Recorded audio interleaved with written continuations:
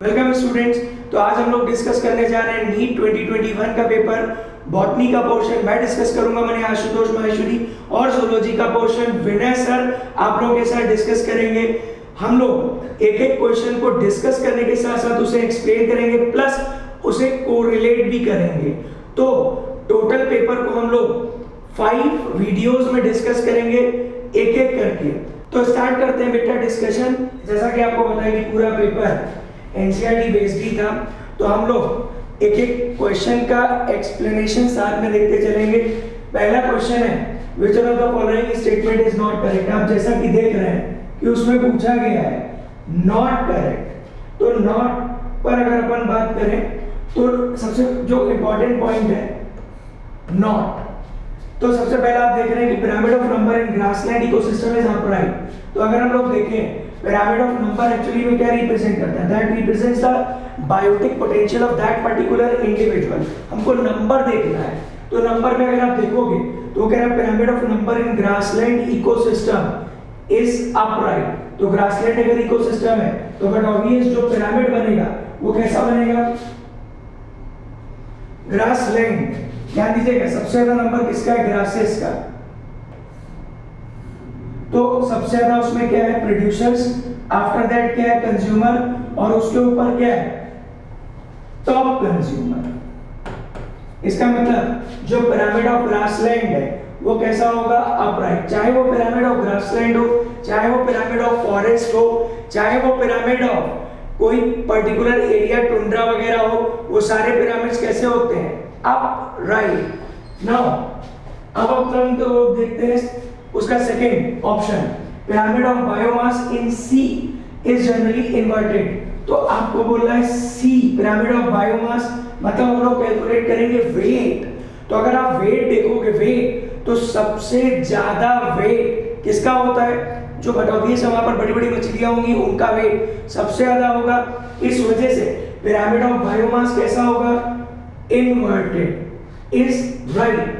Third, pyramid of biomass in sea is generally upright. तो but obviously जब मैंने बोला इन्वर्टेड, अगर यही आप डीप पॉन्ड में भी देखोगे, समुद्र में देखोगे, तो जनरली पिरामिड कैसा होता है, इन्वर्टेड होता है। और वही आप देख रहे हो कि इसमें क्या लिखा है, pyramid of biomass is generally upright. तो यही आपका आंसर हो गया, दिस इज रॉन्ग। जबकि पिरामिड ऑफ एनर्जी, हमको पता है पिरामिड ऑफ एनर्जी किसी भी केस में हो, एनर्जी तो हमेशा एक ही डायरेक्शन में फ्लो करेगी। इस वजह से pyramid of energy is always upright. Now अब अपन आते हैं सेकंड क्वेश्चन पे। सेकंड क्वेश्चन में आप देख रहे हैं which of the following is monoecious. बेटा मोनो मतलब होता है सिंगल, ईशियस मतलब होता है हाउस, मतलब एक ही घर में दोनों रह रहे हैं, मेल और फीमेल। तो हम लोग बात कर रहे हैं एक ही घर में दोनों रह रहे हैं, बाइसेक्सुअल नहीं, मोनोइशियस, मेल भी और फीमेल भी। साइकस, आपको पता है साइकस जो होता है वो स्ट्रिक्टली डाइशियस है। साइकस जो है वो स्ट्रिक्टली डाइशियस है, जबकि उसके कंपैरिजन अगर हम पाइनस से करें तो पाइनस मोनोइशियस होता है, मतलब एक ही पेड़ में मेल भी होगा और फीमेल भी होगा। सेकंड में है कैरिका पपाया जो कि डाइशियस है, पपीता, पपीता भी मेल अलग होता है और फीमेल अलग होता है। थर्ड देखिए कारा, कारा जो कि एक एल्गा है, जो कि एक एल्गा है, क्लोरोफाइसी का मेंबर है। और हमने देखा कि 12th के chapter first sexual reproduction in flowering plant में पहले आप देखिए रिप्रोडक्शन इन ऑर्गेनिज्म, वहां पर इस कारा का डायग्राम बना हुआ है। मेल और फीमेल एक ही में प्रेजेंट है, मेल को बोलते हैं ग्लोब्यूल और फीमेल को बोलते हैं न्यूक्यूल। तो ये कारा जो है इज करेक्ट ऑप्शन, कारा इज करेक्ट ऑप्शन। मार्केंशिया हमारी बुक में चैप्टर का नाम है ब्रायोफाइटा, बी वेल नोन कि हेपेटिकॉप्सिडा का मेंबर है ये। रिक्शिया और मार्केंशिया दोनों आते हैं, और हमारी बुक में डायग्राम बना रखा है मार्केंशिया का, मेल भी फीमेल भी, और दोनों अलग अलग है, दोनों अलग अलग है। तो मार्केंशिया भी डाइशियस है, इसलिए योर करेक्ट आंसर इज कारा। Male sex organ is globule and female sex organ is nucule. Next question पे आते हैं, the first stable product of CO2 fixation in sorghum। हमको अच्छी तरह पता है सोरगम की बात करी गई, सोरगम की बात करी गई। सोरगम एक C4 प्लांट है, और C4 प्लांट के अगर हम बारे में बात करें तो आपको पता है जो C4 साइकिल होती है वो दो जगह चलती है, मीसोफिल सेल्स और बंडल शीथ में। मीसोफिल सेल्स और बंडल शीथ में, मीसोफिल सेल्स में अगर देखा जाए तो साइकिल कहां से स्टार्ट होती है? Phosphoenol pyruvate. फॉस्फोइनोल पाइरुवेट वो CO2 को एब्जॉर्ब करता है तो फर्स्ट स्टेबल प्रोडक्ट बनता है, that is what? Oxaloacetic acid, जो कि एक 4 कार्बन का कंपाउंड है, जो कि एक 4 कार्बन का कंपाउंड है। तो your answer is oxaloacetic acid. ठीक है बेटा। जबकि अगर आप फॉस्फोग्लिसरिक एसिड देखोगे तो बट ऑब्वियस आप बात कर रहे हो C3 साइकिल की, तो C3 साइकिल में फर्स्ट स्टेबल प्रोडक्ट क्या होता है? फॉस्फोग्लिसरिक एसिड, 12 मोल्स बनते हैं। जबकि यहाँ पर स्टेबल प्रोडक्ट क्या है? Oxaloacetic acid. तो सोरगम हुआ या मेज हुआ, तो यहां से आपके दिमाग में आ जाना चाहिए कि हम लोग बात किसकी कर रहे हैं? With respect to C4 cycle. Now our next question is diadelphous stamen. Diadelphous stamen मतलब वो आपके सामने बेटा बात कर रहा है 9+1। याद है आपको? फैमिली फैबेसी हमने पढ़ा कि स्टेमन्स जो होते हैं वो 9+9 एक साथ होते हैं, एक अलग होता है। ये बात हो रही है फैमिली फैबेसी। फैबेसी मतलब लेग्यूमिनेसी। लेग्यूमिनेसी की 3 सब फैमिली थी, फैबेसी, अमलतास की फैमिली सीसरपेनोइडी, और तीसरी फैमिली थी माइमोसॉइडी। तो हमारे सामने जो बात हो रही है वो किसकी हो रही है? फैबेसी।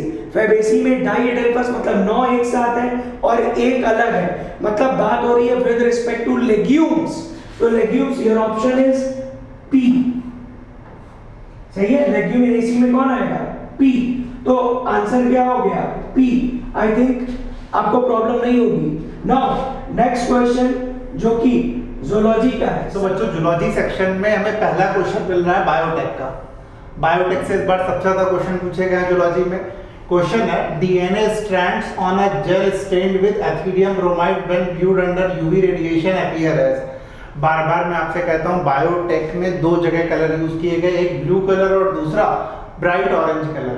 जब हम लोग इलेक्ट्रोफोरेसिस टेक्निक पढ़ते हैं, इलेक्ट्रोफोरेसिस टेक्निक जिसमें DNA को उनके साइज के बेसिस पे अलग किया जाता है, बट प्रिंसिपल है they separate DNA on the basis of their negative charge. लेकिन जो DNA मूव करता है वो साइज के बेसिस पे जब DNA जेल में सेटल डाउन हो जाएगा।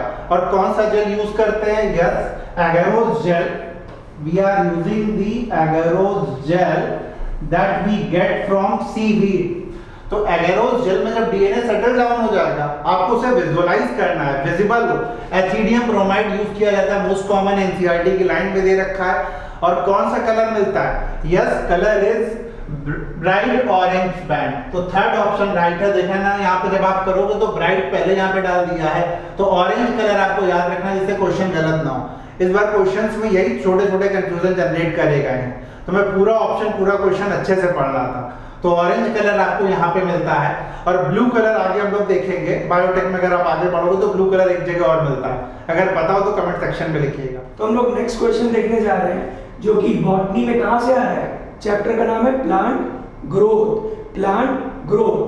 Plants follow different pathway in response to environment और phases of life to form different kinds of structure. This is called as plasticity. याद है आपको? ये बहुत अच्छा क्वेश्चन है, प्लास्टिसिटी। इसमें बेस्ट एग्जाम्पल था हेट्रोफिली। हेट्रोफिली याद आया आपको? जिसके एग्जाम्पल्स हमारी बुक में कौन कौन से दे रखे थे? Cotton, coriander and larkspur. जबकि इन्वायरमेंटल हेट्रोफिली, ये तो फिजियोलॉजिकल, और इन्वायरमेंटल हेट्रोफिली मॉर्फोलॉजिकल में कौन कौन से एग्जांपल? Cotton, coriander, लरक्सपुर। जबकि वही आप देखोगे इन्वायरमेंटल हेट्रोफिली तो एग्जांपल्स आर रेननकुलस। रेननकुलस याद आ रहा है आपको? जलकुंभी। पानी के नीचे जो भी है वो रूट्स आर एंटायर, जबकि जो पत्तियां वो कटी फटी हैं ताकि वाटर करंट इजीली पास हो सके। तो दैट फिनोमेना जिसमें प्लांट अपने आप को अडेप्ट कर ले सराउंडिंग एटमॉस्फेयर को झेलने के लिए, that is basically called plasticity. Now next question जो कि टिश्यू कल्चर से है, टिश्यू कल्चर जिसमें आपको पता है पहला दे रखा है प्रोटोप्लास्ट फ्यूजन। हमारी बुक में केवल इसका नाम बताया गया है, जबकि मैंने इसको प्रॉपर डायग्रामेटिकली आपको समझाया है कि जब आप दो सेल लेंगे, सेल की सेल वॉल को रिमूव करेंगे with the help of pectinase and cellulase enzyme, और उन दोनों को फ्यूज कराएंगे with the help of polyethylene glycol या हल्का सा इलेक्ट्रिक करंट दे करके, तो इस टेक्निक को बोला जाता है प्रोटोप्लास्ट फ्यूजन। तो ये टेक्निक किसमें यूज करी गई थी? टमाटर और आलू जिससे बनाया गया था टोमेटो, और इसी तरीके से टोमेटो का क्रॉस कराया गया था ब्रिंजल के साथ जो बनाया गया था ब्रोमेटो। तो ये प्रोटोप्लास्ट फ्यूजन हो गया। प्लांट टिश्यू कल्चर किस फंडामेंटल पे बेस्ड है? यू वेल नोन, हर सेल की इतनी कैपेसिटी होती है कि वो डिवाइड करके अपने ही जैसा कंप्लीट प्लांट डेवलप कर सके। That phenomena is called totipotency my dear. तो इसका आंसर क्या हो गया? Totipotency. Next is meristem culture. You well known, meristem culture किसके लिए यूज किया जाता था? वायरस फ्री प्लांट्स को डेवलप करने के लिए, और माइक्रो प्रोपोगेशन जो कि क्या कम समय में बहुत सारे क्लोन्स को डेवलप कर लेना via tissue culture.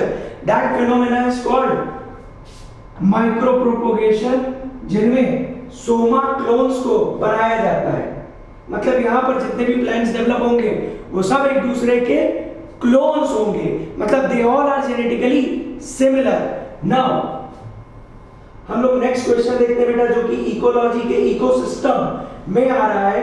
That is in the equation GPP minus R is equals to NPP, what is gross primary productivity. जैसा कि मैं आपको बिल्कुल इजी वे में समझाता हूं, जैसे आपके फादर की सैलरी, सपोज वो किसी गवर्नमेंट एम्प्लॉय है, कोई प्राइवेट एम्प्लॉय है, और मान लीजिए कि उनकी सैलरी 50,000 रुपीज पर मंथ है, that is gross salary, gross. I think आप लोग समझ रहे होंगे, और ये ऑन पेपर है ग्रॉस, पर जब उनको सैलरी मिलती है तो क्या पूरी 50,000 मिलती है? नहीं मिलती, टैक्स कट जाता है, टीडीएस कटता है, तो दैट इज कटा जो कटा उसके बाद जो उनके पास इनकम आ रही है सपोज 40,000, तो दैट इज नेट। और वो क्या जो नेट सैलरी आ रही है उसमें से घर में अपनी मॉम को आप देखिएगा कभी क्या वो पूरा 40,000 दे देते हैं? वो तो नहीं देते। तो जो कंज्यूमर लेवल पे जा रही है दैट इज कॉल्ड क्या? Secondary productivity. तो माय डियर यहां पर दे रखा है सबसे पहले ग्रॉस प्राइमरी प्रोडक्टिविटी, जो आपके फादर की ग्रॉस इनकम है, मतलब जो प्लांट्स हैं वो with the help of sunlight जो टोटल प्रोड्यूस करके बना रहे हैं, दैट इज ग्रॉस।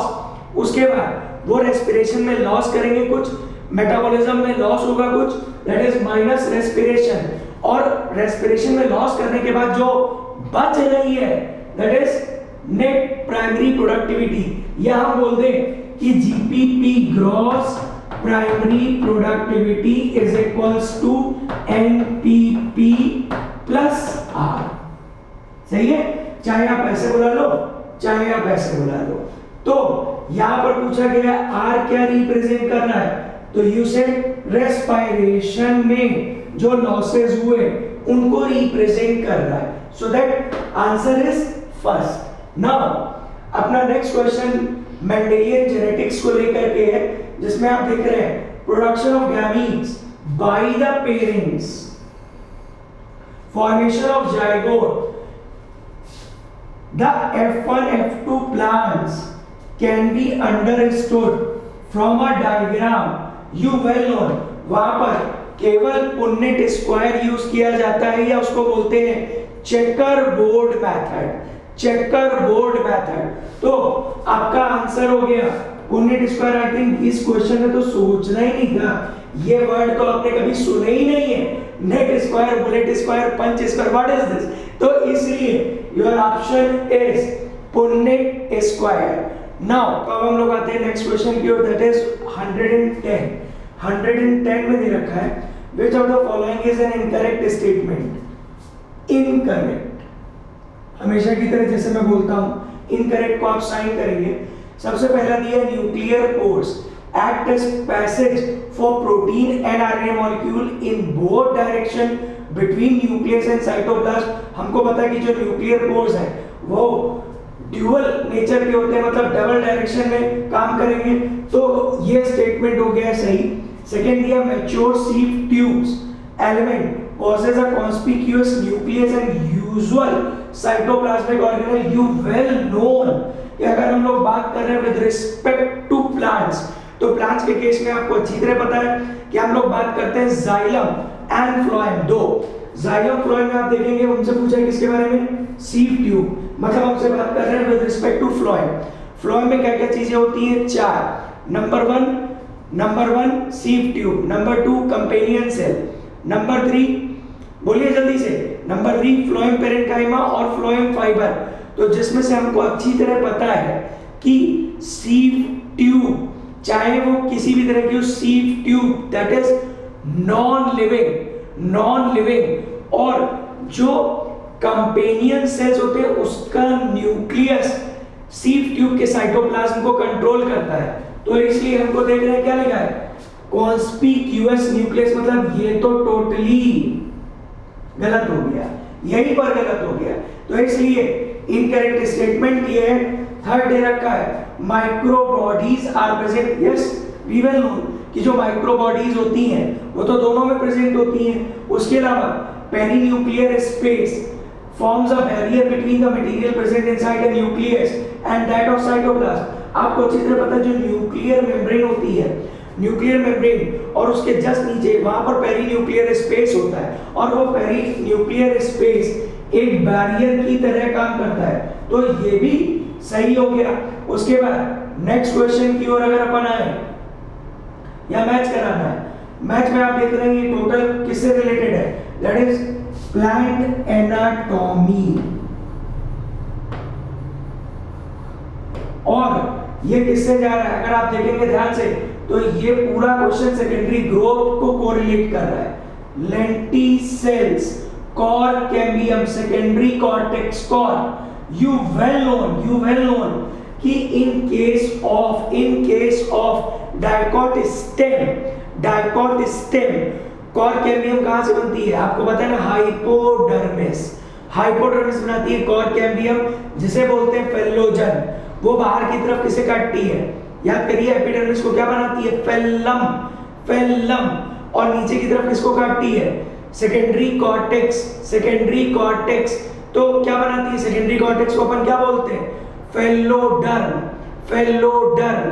तो ये आपके सामने सेम क्वेश्चन दिया है जिसमें आप लेंटिसेल्स पता है गैसियस एक्सचेंज के लिए होते हैं, cork cambium phellogen, secondary cortex अभी बोला फेलोडर्म, कॉर जहां पर सुवेरिन डिपोजिशन हो जाता है और सुवेरिन जिस सेल पे भी लगता है वो सेल क्या हो जाती है, डेड.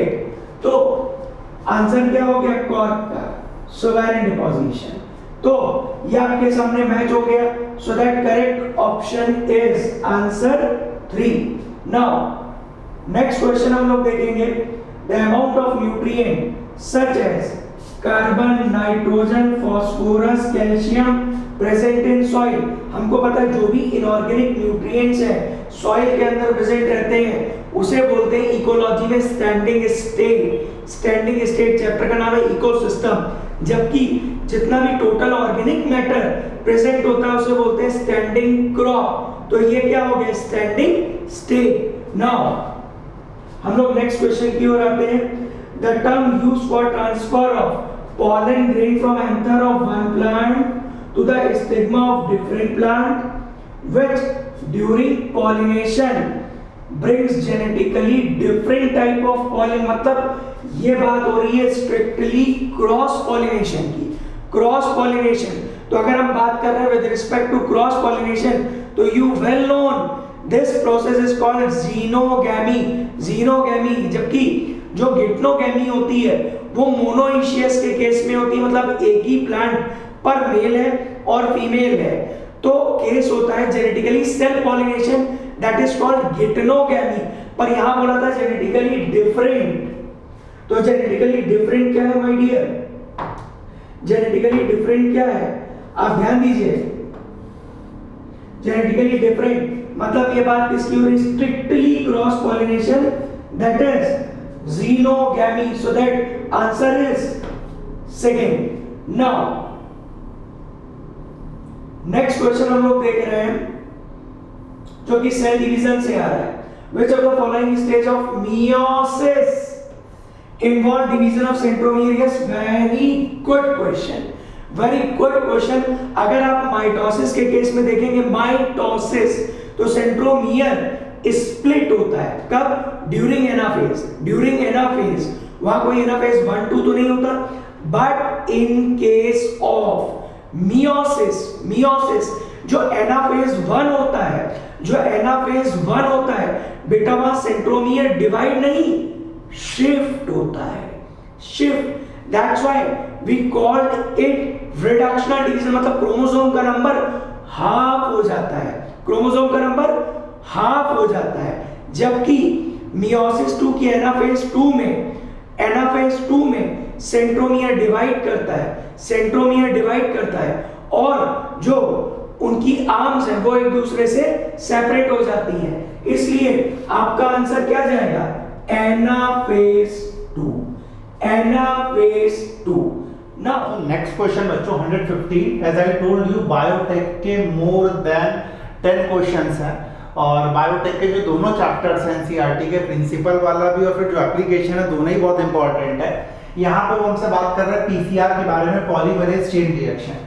अगर आप पॉलीमरेज चेन रिएक्शन देखोगे, पॉलीमरेज चेन रिएक्शन जिसमें if you are given a small fragment of DNA and you can make a number of copy of that segment of DNA, polymerase chain reaction में किसी DNA की number of copies बना सकते हैं। ये हमारे पास technique है। जब हम लोग मॉलिक्यूलर बायोलॉजी में डीएनए रेप्लिकेशन पढ़ते तो वहां भी ये पढ़ते हैं किस तरह से डीएनए अपने आप को रेप्लिकेट कर रहा। उसी प्रिंसिपल को पीसीआर में यूज किया जाता है डीएनए की नंबर ऑफ कॉपीज बनाने के लिए। The only difference is what? In case of molecular genetics, we study about the DNA polymerase. यहाँ भी DNA polymerase लेते हैं, लेकिन the DNA polymerase that we use in the case of PCR, yes you are right, NCERT नाम दे रहा tag polymerase, tag polymerase जिसे हम लोग निकालते हैं थर्मस एक्वाटिकस बैक्टीरिया से। ये ऐसा एंजाइम है जो हाई टेम्परेचर पे भी डीनेचर्ड नहीं होगा, बिकॉज एंजाइम्स की प्रॉपर्टी होती है हाई टेम्परेचर पे डीनेचर हो जाना। तो पीसीआर की अगर लोग टेक्निक देखेंगे, एनसीईआरटी का वो डायग्राम हमारे सामने आ जाना चाहिए। They are following 3 step: denaturation 94 degree centigrade, annealing 40 to 60 degree centigrade, and third is primer extension that we do at the range of 72 degree centigrade. सबसे पहले आप डबल स्ट्रैंडेड डीएनए को सिंगल स्ट्रैंडेड डीएनए में change करोगे, that DNA is template strand. 2 primer आप use करोगे, primer जो है एक्सटेंड करेगा। तो सिंपल भाई पूछ रहे हैं क्या स्टेप है? Denaturation that is melting of DNA, double stranded DNA को सिंगल स्ट्रैंडेड डीएनए में चेंज करना 94 डिग्री सेंटीग्रेड, एनिलिंग जो कि 40 to 60 डिग्री सेंटीग्रेड पे कर रहा है, जिसमें प्राइमर को दोनों एंड पे ऐड किया जाएगा। किस एंड पे आप प्राइमर को ऐड करते हो? 3' एंड पे, क्योंकि जब भी डीएनए रेप्लिकेशन होगा वो 5' से 3' डायरेक्शन में एक्सटेंड करेगा, प्राइमर हमारा उसी डायरेक्शन में एक्सटेंड करेगा, annealing and then primer extension. You are using the deoxy nucleotide triphosphate, magnesium ion और टैग पॉलीमरेज। तो बिल्कुल परफेक्ट आंसर है second, denaturation, annealing and extension. Next question है बच्चों, when gene targeting involving gene amplification, keyword है, is attempt in an individual's tissue to treat disease. Gene amplification, gene cloning, किसी particular DNA fragment की number of copies बनाना, this is gene cloning. You are making a number of copy for a certain reason to treat your patient, this is the condition of gene amplification. अगर कोई patient आपके पास आ रहा है, thalassaemia की problem है, sickle cell anaemia की problem है, cystic fibrosis की प्रॉब्लम है, अल्जाइमर्स डिजीज है, एडिनोसिन डीएमिनेज प्रॉब्लम है, a number of genetic disorder that we know today.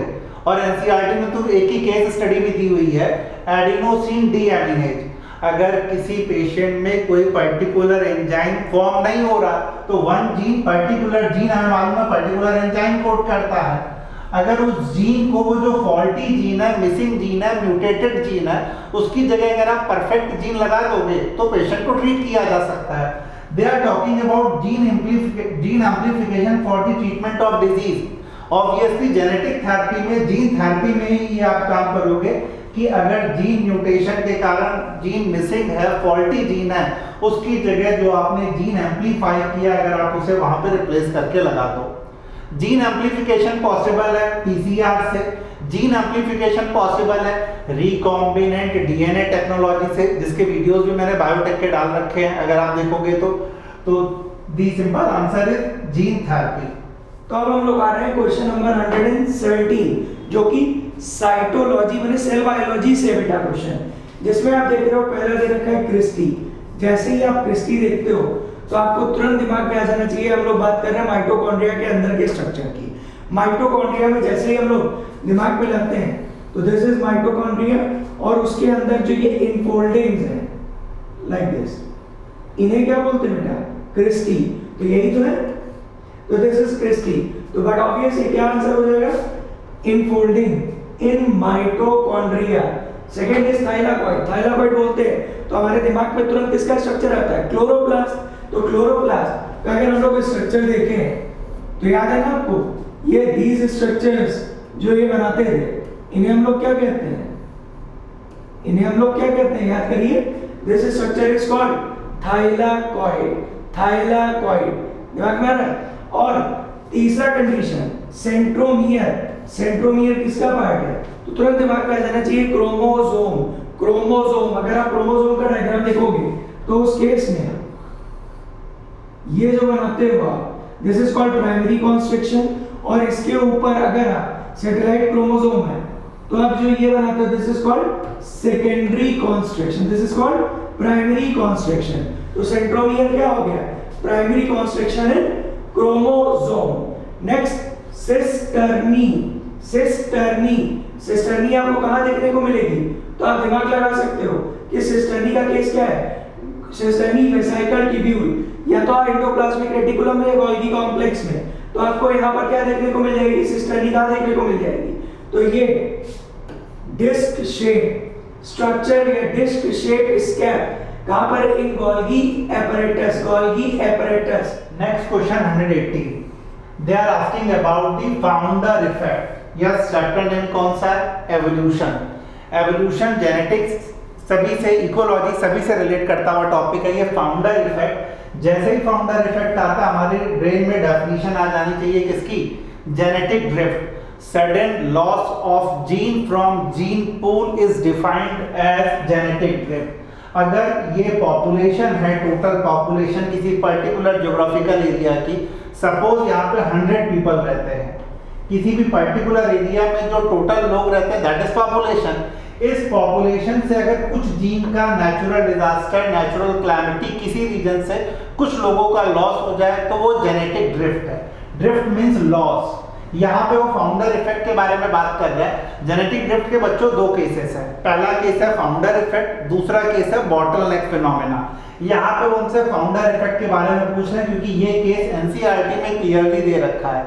अगर किसी पॉपुलेशन से कुछ लोग माइग्रेट करके किसी दूसरे प्लेस पे जा करके वहां एस्टैब्लिश हो रहे हैं, तो जो लोग एस्टैब्लिश करते हैं किसी चीज को उन्हीं को तो हम फाउंडर कहते हैं। तो अगर स्मॉल पॉपुलेशन से कुछ लोग माइग्रेट करके किसी दूसरे प्लेस पे जाकर के अपने आप को एस्टैब्लिश कर रहे हैं, that means gene has been lost from that population and now they are establishing themself in a new geographical region. So this is the example of founder effect. Natural selection Darwin भाई साहब ने बात करी थी। Genetic recombination crossing over में हम लोग पढ़ते हैं सेल डिवीजन में, और mutation that you know sudden change in gene is called as mutation. तो फाउंडर इफेक्ट डायरेक्ट आंसर क्या हो गया? Genetic drift. तो अब हम लोग डिस्कस करने जा रहे हैं क्वेश्चन नंबर 119। 119 बेटा देखें तो फिर से साइटोलॉजी से क्वेश्चन आया है, जिसमें आप देख रहे हो कि उन्होंने लिखा कि जो सेंट्रोमियर है ये दोनों आर्म्स के बीच में है। मतलब आपके दिमाग में तुरंत आ जाना चाहिए कि हम लोग डिस्कस करने जा रहे हैं दैट इज ये सेंट्रोमियर बीच में। तो अपन को पता है कि on the basis of position of centromere chromosome को हमारी बुक में 4 पार्ट्स में डिवाइड किया गया बेटा, जिसमें पहला दे रखा है एक्रोसेंट्रिक। एक्रो मतलब जबकि सेंट्रोमियर, ये देखिए दिस इज एक्रोसेंट्रिक। टीलोसेंट्रिक मतलब जब सेंट्रोमियर की जो पोजीशन है वो बिल्कुल टॉप पर चली जाए, टॉप पर चली जाए लाइक दिस। और मेटासेंट्रिक मतलब जब सेंट्रोमियर बिल्कुल बीच में है, बीच में है, और सब मेटासेंट्रिक लाइक दिस, जब सेंट्रोमियर की पोजीशन थोड़ी सी नीचे शिफ्ट हो जाए। तो इस केस में जब सेंट्रोमियर की पोजीशन बिल्कुल बीच में आ जाती है तो जो क्रोमोसोम का अपीयरेंस है वो कैसा हो जाता है, वी शेप, वी शेप। इसको हम लोग बोलते हैं क्या, मेटासेंट्रिक। तो इसलिए आपका आंसर क्या है, metacentric. Now next question is, हम लोग देख रहे हैं gamma. Gamma are present in, gamma आपने कहां पढ़ा है, ब्रायोफाइट्स। एसेक्सुअल रिप्रोडक्शन का ये पॉइंट डिस्कस होने जा रहा है। तो एसेक्सुअल रिप्रोडक्शन में गैमा कप्स बनते हैं और उन गैमा कप्स में गैमा प्रोड्यूस होते हैं। तो ये हम लोगों ने कहां पढ़ा है, हेपेटिकोप्सिडा के members that is some liverworts. Mosses में एसेक्सुअल रिप्रोडक्शन हमारी बुक में याद है आपको, केवल वेजिटेटिव रिप्रोडक्शन दे रखा है, that is fragmentation of primary protonema and secondary protonema.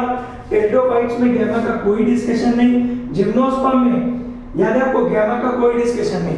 तो गैमा कहां प्रोड्यूस होते हैं, Hepaticopsida, members of Riccia and Marchantia. तो ये बात हमारी 20 क्वेश्चन तक हो गई है। इसके आगे से हम लोग सेकेंड वीडियो में डिस्कस करेंगे, क्योंकि एक्सप्लेनेशन दे रहे बेटा तो वीडियो बहुत ज्यादा लेंदी हो जा रहा है। तो इसलिए 21 से हम लोग डिस्कस करेंगे सेकेंड वीडियो में।